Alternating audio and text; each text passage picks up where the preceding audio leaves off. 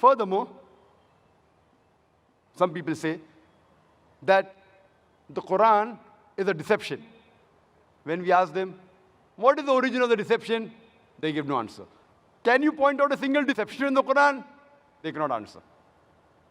So how can you say something which you cannot logically prove? There are some people who tell a false thing, who make a false statement, and they fool themselves by sticking to it. For example, suppose there's a person who thinks Mr. A is an enemy. He thinks. He does not have any logical proof. He has no reason, but he thinks, he falsely believes that Mr. A, he is my enemy. The moment he meets Mr. A, that person starts behaving like an enemy to Mr. A. Now, Mr. A, being a human being, he retaliates. Why is he treating me as an enemy? He retaliates. The moment Mr. A retaliates, the person says, didn't I tell you? He's my enemy. See, they're retaliating to me. So you make a false statement, and you fool yourself by sticking to that statement.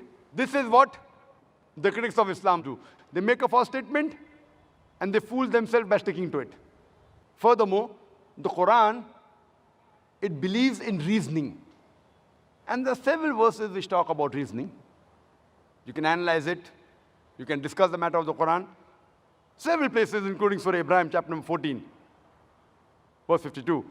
That here is the message for mankind. Let them take warning therefrom. Let them know there is one God. Let the men of understanding take heed. Many Muslims think that the Quran discourages reasoning. It discourages arguing with people. It discourages discussing about the Quran with others and religion with others. In fact, the Quran encourages that you have to discuss with the other human beings. You have to argue with the other human beings. It's mentioned in the Quran in Surah Nahl, chapter number 16, verse number 125. "Udu ila sabili rabbika bil hikmah wal ma'zat al hasna wajadilhum billati ahsan."